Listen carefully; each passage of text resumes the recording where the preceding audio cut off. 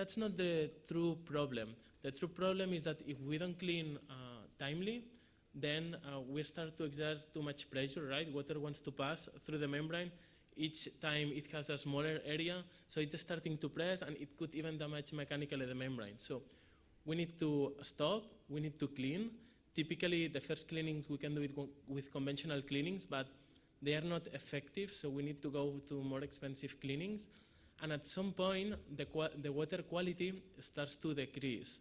And that means that we need to stop, we lose uptime, and after several cleanings, we may need to replace the membranes because they get damaged.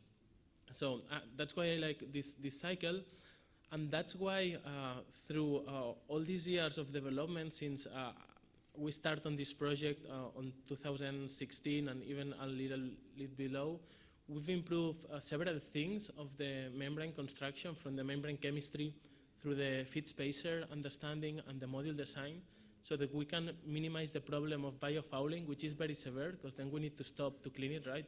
That's something we want to avoid. And that's why I put this couple of plots, right?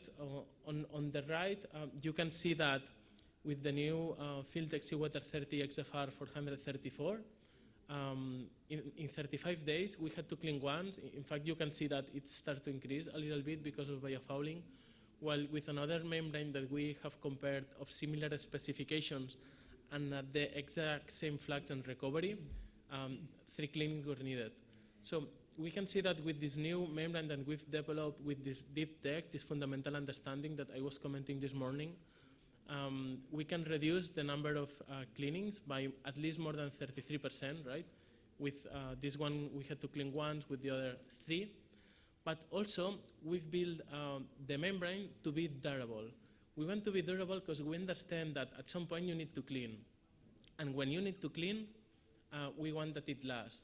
That's why you can see that with the new seawater XFR membrane, the conductivity increased by 20% after 7 clean cycles, while the other increased by 80%.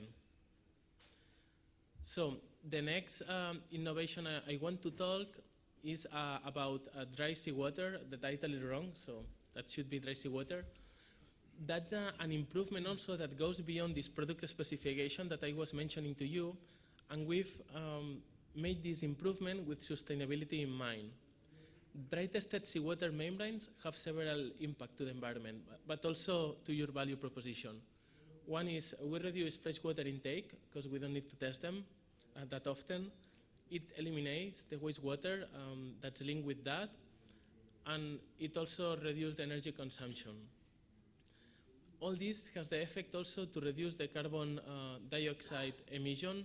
In fact, we've quantified with this GWI report that if all the seawater membranes that exist in the market would be replaced by dry seawater, there would be a savings in greenhouse carbon footprint equivalent to 7 million of miles driven by private cars. Are they cheaper? That's a good question, Borja. So we can expect probably a price of the same order of magnitude. Yes. But also advantage is that they are quantified to be lasting 6 additional months of warehouse, so that's an advantage because they can be preserved for longer time, but also in terms of safety, they weigh 4 kilograms less. So that's also significant, and for sure they've got the same performance as the brackish water ones. Which is very interesting because this is the kind of tools that as a circular economy philosophy we need to work at, which is to reduce the materials that we use them for longer, make the lifespan longer, and so on. So reducing the amount of number of cleanings that we do every year in the racks is very important for us. Also, focusing into what tools we have available when we are designing desalination plants, is coupling to thermal plants or wastewater plants interesting in our sector? That's another question I want to raise. And Leon, Mr. Leon Awerbuch, had something to explain to us about that. So I spent quite a bit of time looking at combining wastewater, TSC, advanced treated with desalination. So my goal is to combine into picture of one water. We need to use TSC, not dump to the sea, not waste the valuable resource. So one of the techniques which I really believe will make dramatic improvement, if you take TSC, which is shown treated, and go through membrane, which dramatically change, and today are able to produce indirect and direct potable reuse, we can take the permeate of the brackish water raw, which is already very low salinity, and blend it with seawater. And if you blend that 50-50 as an example, although you can do different proportion, what is already good product, you not only dilute seawater and therefore reduce energy consumption from, let's say, 3.5 to 1.75, you also basically solve the environmental problem of discharge of the brines from raw. So some of the examples here, I don't really have time to go into depth, but the principle, if you do 50-50 blend of advanced treated with membrane technology, brackish water, and dilute the seawater, you not only reduce energy consumption, you reduce half of the intake, because now you don't need the 100% intake, 50% comes from sewage.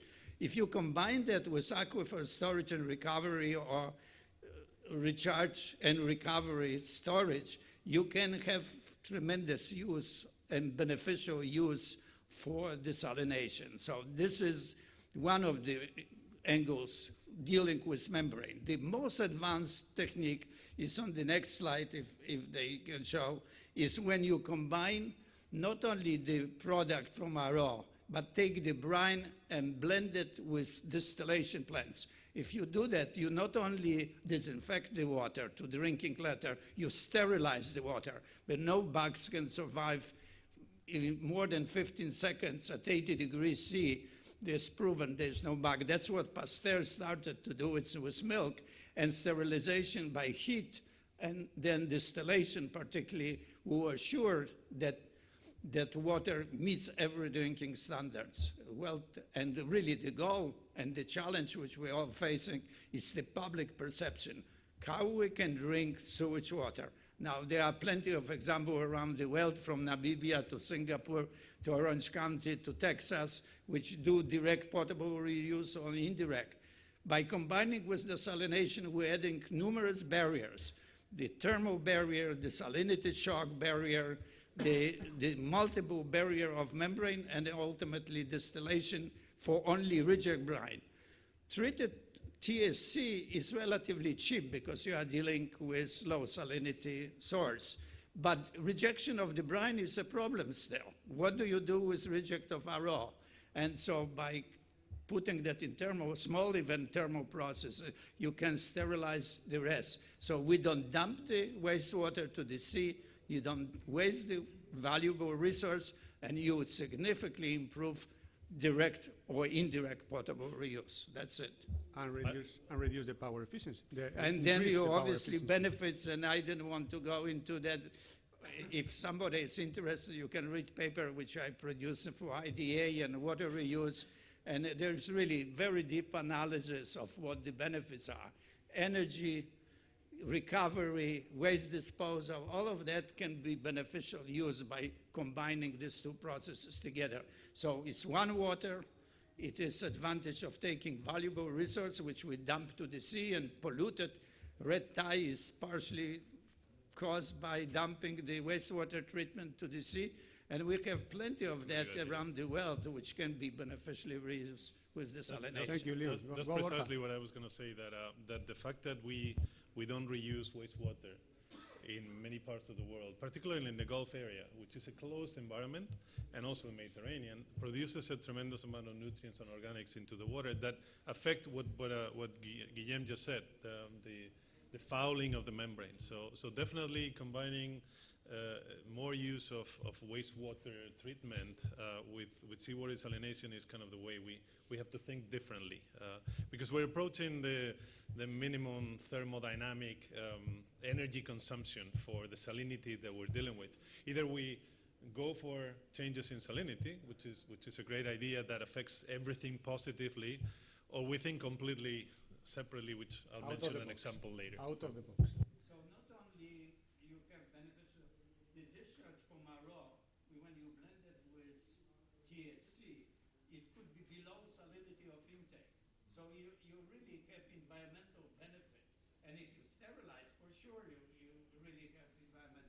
And really what we are trying to work is to demonstrate the plant someplace in Middle East in coupling the brackish THC with RO and see what the result is. And I am convinced that that has a potential significant impact on circular economy of waste and desalination. Great, thank you. And I think that I pressed what it was not. Okay, sorry. We can focus to a different topic regarding carbon credits. Is reverse osmosis and desalination in general going to be able to obtain carbon credits in the future? That's another circular economy tool that we may use in the future in order to make this technology more interesting for the rest of the world. We have a counter there for Acciona. In this year, we have avoided, thanks to renewable energy, that amount of tons of CO2 to the atmosphere, and counting, of course.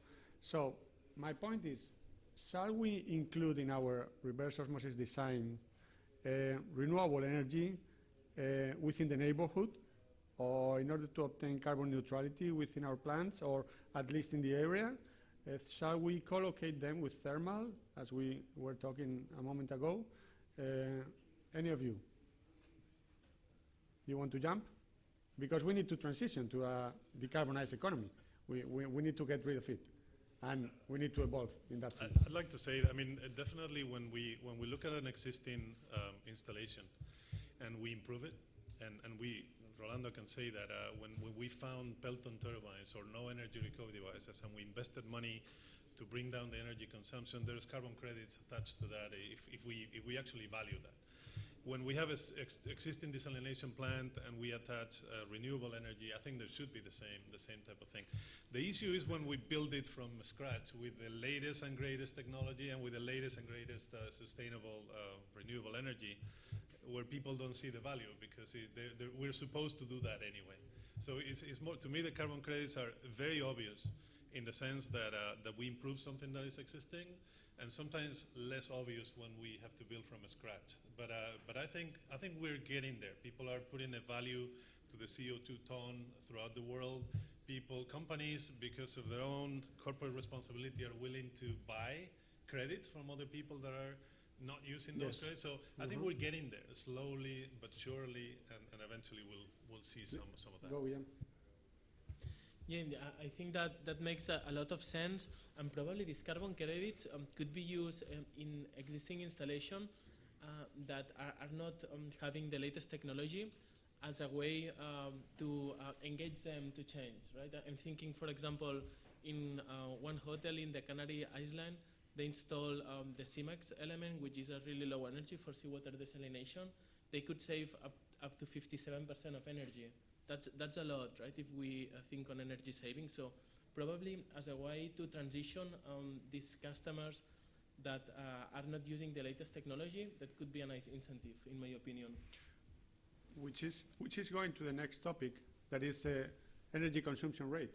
As we all know, it has been decreasing and decreasing and decreasing for the last 20 years, and we are reaching very low numbers now, closer and closer and closer to the limit. So how low can we go in the near future? Okay, my message, my name is there, so I will start, and I'll pass it on to the others, but I don't want to take over there.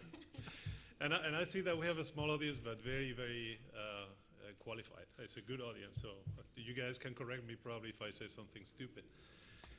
I think my message is not very positive, because I mean it's positive in the sense of where we are, where we have achieved what we have achieved. Energy recovery devices are 97+% efficient, and I don't think we can achieve much more substantially. Pumps, are getting better. Designs are getting much better.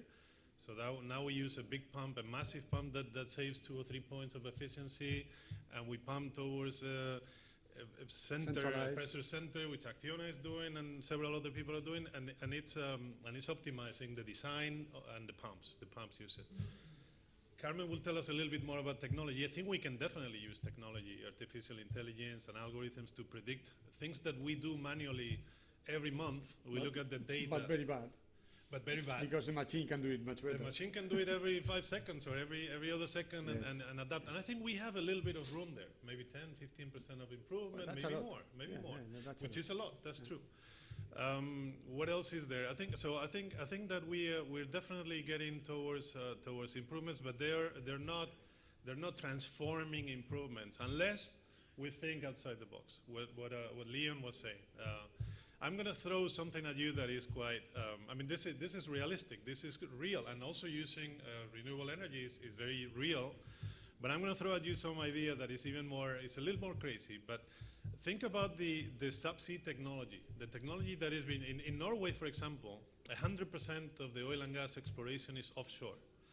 So they have developed a tremendous amount of resources and knowledge about how to deploy those. They used to build a platform with 900 meters all the way down. Now they deploy things at the seabed. If we go with a desalination technology to the seabed, we find pressure for free, pre-membrane pressure for free. I don't see why not. We see that in the next few years because the technology for subsea exploration exists. Norway produces 20% of the gas for the UK, and it never fails. It cannot fail. They have 3 pipelines going to the UK. Everything is produced at the bottom of the sea, and they deal with 1,000-meter depth. They deal with nasty fluids that are corrosive. CO2. An environmentalist. Pressure. They deal with 700 bar pressure. Environmental concerns, no leakage, something. For a subsea technology company, dealing with 40 bar pressure of fresh water is like a walk in the park. So yes. I think this is where we may end up going. We don't need energy recovery devices. Rolando needs a new job. There's several things that we can see eventually at some point. But this is obviously thinking outside the box. If we don't think outside the box, we are approaching the thermodynamic minimum. And we're going to be stuck at this, 2 point something kilowatt hour per cubic meter. May So I object? you can object at the end. This is what I said about the audience. If you take 1 meter cube of water, you dissolve 45,000 grams of salt inside, you get a free Gibbs energy is 1.2 kilowatt hour per minute. I agree. So I said that. Don't get relaxed. We are far away from. I said that unless we deal with salinity or we deal with some other crazy ideas, we're stuck with the pressure. I agree with you, and I said from the beginning, this audience can challenge anything we say. Only one comment, because that was invented and patented by a famous Spanish writer based in Canary. He was elevating the water and letting it go down. Yes. And I think we need to think out of the box. Shut up. We need to think out of the box if we want to go lower in energy consumption. And I think Carmen has something to show to us from Schneider Electric. She really has tools that are going to help us in that sense. First of all, I would like to thank Acciona for inviting me to be here today, and WEX for the organization. Schneider, for those who don't know us, we provide digital solutions for energy management and automation with a strong focus on efficiency and sustainability. And for us, water is a strategic segment, a strategic market. We work in more than 150 countries and have more than 40,000 installations worldwide. In desalination, we work with the top EPCs like Acciona and consultants and operators. And we have a strong presence. We have deployed our energy management and automation in about 50% of the top plants worldwide in Middle East, Africa, Europe, the States, and Australia. So for us, when we look at efficiency for desalination, if you can go back to the previous one, okay. So for us, efficiency is an equation with 2 terms. Energy and process. So we cannot decouple them. Because if you want to increase your energy efficiency, you have to tackle the process.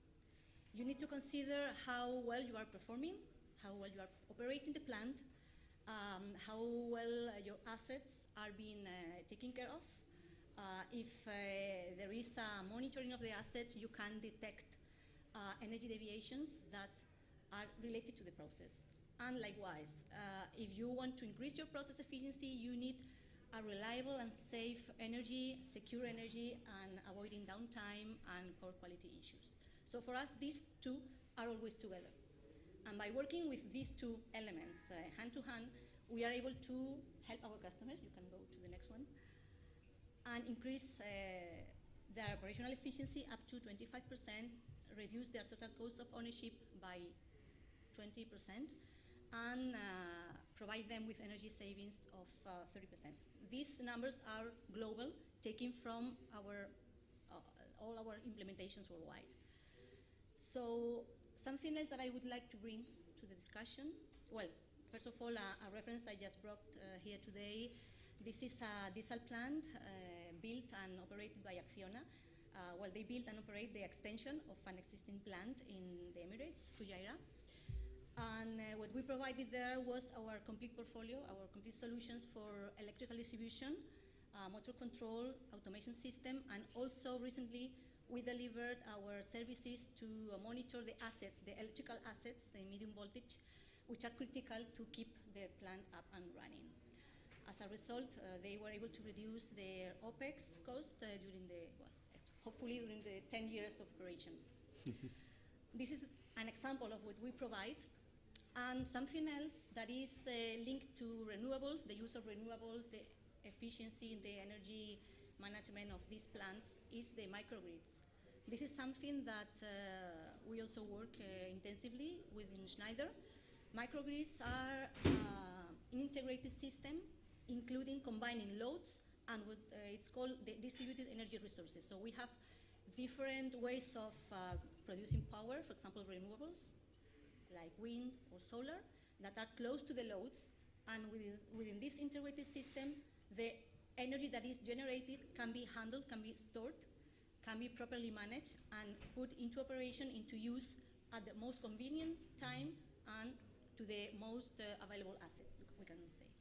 So this is a technology that is being currently used in food and beverage applications, for example, in mission-critical applications such as defense facilities in the States, in the United States and other countries. And why not? This is a challenge. Desalination plants are why not consumers. using this type of systems to help manage the renewables in connection to diesel plants to help? Yes, desalination plants are definitely a big consumer in energy, and mega plants that we are going through right now in designs, they would be a big spot on that microgrid.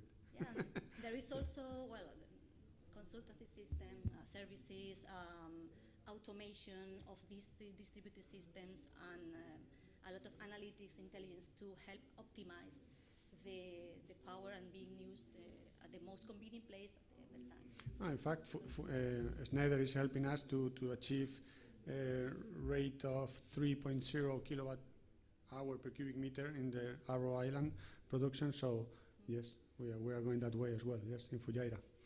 So sorry, Leon, you had something to say. I wanted to make comments on renewable energy and desalting. And everybody is jumping on the photovoltaic, which really achieve incredible progress. It's cheap, but it's still 8 hours a day. So you cannot just rely on PV to really provide, unless you store the water. And storage of water in aquifers is become a logical solution.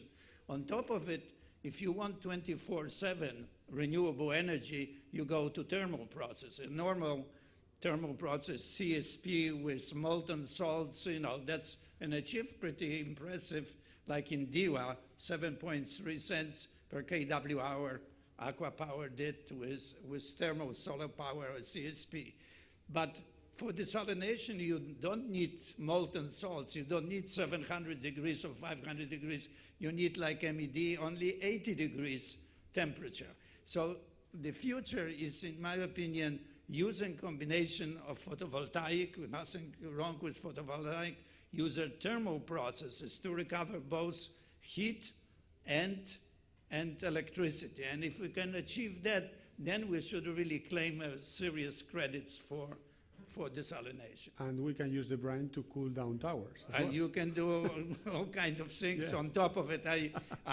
My point is, if you just put everything into photovoltaic, you wind up with strange situation. And everything in RO, it also, in my opinion, is a dangerous proposition. The same like opposite was. Up to now was all MSF. It really, it's still working. It's 40 years. Some of the plants are still clicking. Not very efficient, but they are going. We don't know what in 30 years from now or 20 years, what technology we'll have. But putting everything in one basket is really, in my opinion, a dangerous proposition. So I want to kind of balance the technology, renewable with fossil, renewable, thermal, and photovoltaic. All of that needs to be seriously considered to really optimum solution. And Yeah, next sorry. question for my panel's experts. No, sorry, the idea is to balance, so to have multiple sources of power and to balance them, not only to rely on one. Okay, and the next question for my experts today would be what we do with the brine. What is the future of the brine? We have been, the RO desalination industry in general has been accused of Everybody jumps on ZLD, and in my personal opinion, unless you find cheap way to recover lithium and very valuable salt production, it's impossible. If you look, take not even mega desalination plants, but 100,000 cubic meters per day, and see how many tons of salts you produce a day, it's impossible to use that. So ZLD has value to reduce discharge impact, and or minimum discharge is really important. Getting to zero discharge is really, in my opinion, a little futuristic. Guillem? Can I make a comment? Sorry, Yes. sorry to intrude. Because We're going to give you a chair next time here. not relying on technology or speaking about brine, I cannot stop myself making a comment that the largest renewable energy source in the world is not PV, is not solar, is not wind, is gradient salinity. I was going to mention that in a second. There is a beautiful video by Acciona, by the way, that you can find on YouTube on a plant that you proposed in Norway about gradient salinity. We, as the salter, are producer of gradient salinity. Yeah. So whatever is the technology, whether it's thermal, RO, forward osmosis, the all is gradient salinity. So that's the disruptive way of thinking of how to use brine. Making energy, drawing energy out of that. There are a new, apart from the PRO members, there are new generations of reverse electrodialysis membranes that are seems to have a very high energy efficiency and high energy density. I So agree. that's my opinion. Is something There is a that- lot of energy stored in the chemistry of the brine. Yeah, I agree. So that's another option we have. Yeah, I was going to mention that, Corrado. The fact that we need to use the wastewater stream of a plant, the treated wastewater. We need to use the brine. One way of doing that is like Leon explained, that we use a blending of the seawater and the reuse, treated reuse, which we still have the psychological barrier that we need to overcome, and I think it's inevitable that we will overcome that over time. The other alternative is the brine and the fresh water, treated wastewater, and the difference in salinity, the osmotic pressure that can generate, and that can move a turbine, that can produce electricity, and that we also resolve the issue of discharging brine, because now we come with a brackish salinity instead of a brine salinity that we discharge into the ocean. So definitely, one way or the other, the brine will be used. And I agree with Leon that the vast quantity of brine out there makes it difficult to mine for high-quality salts or minerals unless you have a demand. Maybe there's some countries that have a demand for such amount of salts and minerals, sodium chloride, I don't know, magnesium and lithium and stuff like that. But it's just way too much to think about everywhere having a factory of salt. To make a comment on salt production, the world production of salts, over 500 million tons of salt is produced in China. And China has one in Tianjin, has one big power desalination plant with MED, and the discharge from MED, the concentrate or blowdown, goes to salt evaporation. And they produce salt. And why they do produce salt? Not that they have other places. It's reducing dramatically the area of evaporation, because now you concentrate at 1.5 times, so you don't need so much area. The length is more important than the salt. So they produce the same in reduced area. So that is beneficial use of brines. And on top of it, in Borja, you see the government forbid discharge of the brine to the sea, so they have no choice but really do evaporation plants. Yeah. But the amount of salt which is in desalination plants, if you take the volume which we produce daily, 110 million cubic meters per day, and multiply by 3.5%, you will see that's impossible number which comes out in salts to ZLD. And that's why I think selective crystallization is maybe a goal. When some people think about it, that they will have zero discharge, I think they are dreaming, really, in reality, on big plants. On smaller plants, you can use chloralkali and all the other things, but there's no industry next to, try in Emirates to build next door to desalination and power plants, salt production or chloralkali plants. That's a long dream.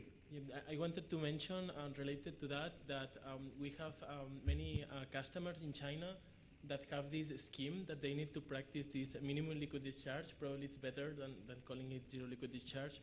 But at the end, we end up developing a membrane called a membrane line called 40 Life, where we have, depending on the water intake that we have, so if we have, for example, starting with a brackish water, and we start to up-concentrate it and to increase its salinity, we would start with a 40 Life CR100, which is designed also to deal with biofouling.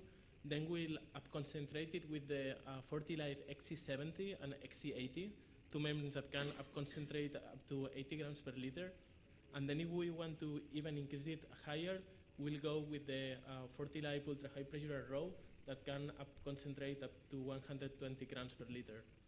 And then also, because in China there's this desire, as you were mentioning, to reuse this brine, we develop the 40 Life XCN, which is a nanofiltration membrane in its backbone, but it's used to purify this brine, right? So instead of having to have this high volume of a saline that you don't know what to do, this stream, then you can up-concentrate it and you can filter it so that you just have a sodium chloride that you can use in a chloralkaline industry, and then the rest you dispose it. But you're reducing your waste enormously, while on the other hand, you are transforming a waste to something that you can valorize.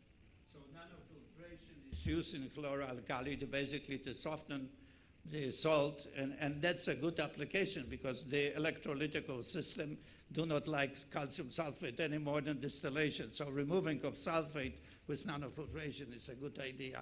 What I wanted to add maybe is interesting that if you look at the future, and we don't know about yet, what happened to, graphene and biological membranes, neobiotic membranes.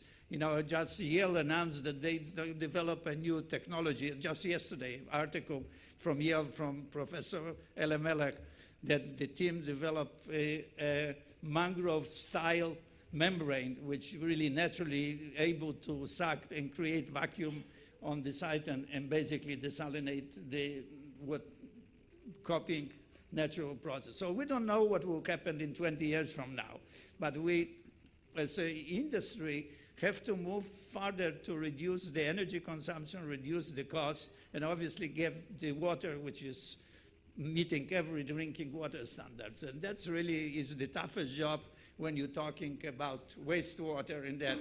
Today, when we talk about, let's say, stormwater, which is significantly cleaner than TSC, that's an easy diluent. I work on LNG, not LNG to desalinate using freezing technique to desalinate water, which was done many years ago, but using basically ice, which is easy to do with LNG when you reheat the gas to produce gas, and use the ice slurry to dilute and cool seawater, because as you know, in Diwa today in summer, the water inlet temperature exceeds 45 degrees. And membrane today, unless you develop, the industry develop high temperature membrane, which you've done for nanofiltration already, but we need a look what is happening with global temperature increase and really what impact that is on our industry. And so far we have the limitation of 40 degrees, 42, no more than that in a continuous operation in narrow membranes. So going to the next topic related to membranes, what we do with the used membranes. Of course, we need to make the lifespan of these elements as long as possible, clean, durable elements, clean them less, fouling resistance. What we do with the elements that every year thousands of our elements need to go to landfill? Yeah, so, I just wanted to mention that one good way is not having to replace the membranes. And for that, I could refer to the high durable membranes that we have developed, and we are calling that invest to save. That may be familiar to you, maybe not. But at the end, what it means is that despite maybe you need to pay a little bit additional cost at the beginning, so a little bit higher capex, at the end, since you don't need hardly to replace during 10 years for certain seawater desalination projects, you're saving a lot of OPEX. And if you see the numbers, just after the third year, I think is when you start to have positive savings. So that's a good strategy, I would say, not having to have to replace membranes. Rolando, you wanted to add something? Yeah, very likely some membranes that are used for seawater versus osmosis are degraded, but they can still be used for other processes, brackish processes or wastewater processes. Those membranes that are not useful anymore for seawater, they can be degraded and used in another purpose. So that's something that in Peru, in South America, in poor countries, they just reuse the membranes in another process that doesn't need the water quality to be so good or the productivity to be so high. So they just reuse the membranes in a less exigent or less demanding desalination process. Or different process. I remember that one company from, I think they were from Israel, they tried to buy some membranes from us in the past because they had a painting factory that they had to convert a liquid waste, toxic, into a solid, urban, manageable, disposed. And there are also other initiatives that use any plastic material to produce bricks and material for cheap constructions, for building modular houses in poor countries. That's another application that can be applied to the wasted we need models. biodegradable membrane. Maybe. Yes. That's another. That's thinking out of the box. Yes, definitely. So we. That was solved by fun. Yeah. Please. Pyrolysis is a very good solution. Burning them? Yeah. Well, no, not burning them, but without oxygen. Burning them without oxygen. Okay. Yeah, pyrolysis. Yeah. Yeah? Or ceramic membranes. Who knows? I mean, 40 years ago, PX solution was something crazy. I mean, nobody could imagine that a bullet of water could push another bullet of another kind of water. So without a physical barrier. That invention was really a breakthrough. So we may need to work for another breakthrough to come. The Australian produced a report on what to do with the membrane. I don't know the real final conclusion, but that was a big, during recent years, study which they done about how to reuse the old elements. And I don't know, but ultimately we are looking at destruction of the membrane as it is today. Yeah, which is something. Taking apart. Yeah, which is something we hate. I mean, we are sending membranes from one plant to another plant with lower requirements. So reusing them as much as we can, but there is a limit on that. Ultimately, you still have the elements to dispose. Just to comment, I've heard of some customers that they don't care that much on quality warranties, that when you remove all the polyamide, at the end you start having like kind of polysulfone which in the end is kind of ultrafiltration membrane, a spiral bound ultrafiltration. So if you don't mind about warranties, getting more fouling, and maybe it's just the next step to toast it, that could be a viable solution. Warranties. You touched my next panel. Warranties. Okay, so good introduction for the next panel. So we have gone through some sustainable development goals that the United Nations posed to us to go for the next 15, at that time 10 years from now, like public order, sanitation, public health, medicine, education, fresh water system irrigation, and roads. And just to end up the presentation with some laugh, let me remind you that somebody already invented that, and it's described in this movie of the Monty Pythons, that apart from sanitation, the medicine, the education, the wine, the public order, irrigation, roads, freshwater system, public health, what have the Romans ever done for us? Well, we have to say that they did some. So we are really talking about something that it's been with us and in the back of our minds, that we need to do things properly. We need to do circular economic practices are nothing but minimizing the waste and using the efficiency as in our night book to read every night. So this is something that we know, that we have to do it right. So it's not something new. They just somebody put some nice colors and show us the way to go.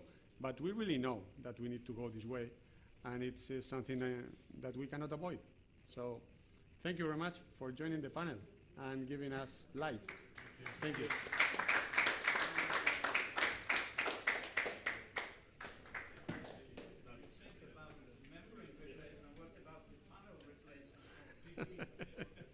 Yes. Gracias, amigo. Sois una máquina. Gracias, amigos. A vosotros. Gracias, Rolando.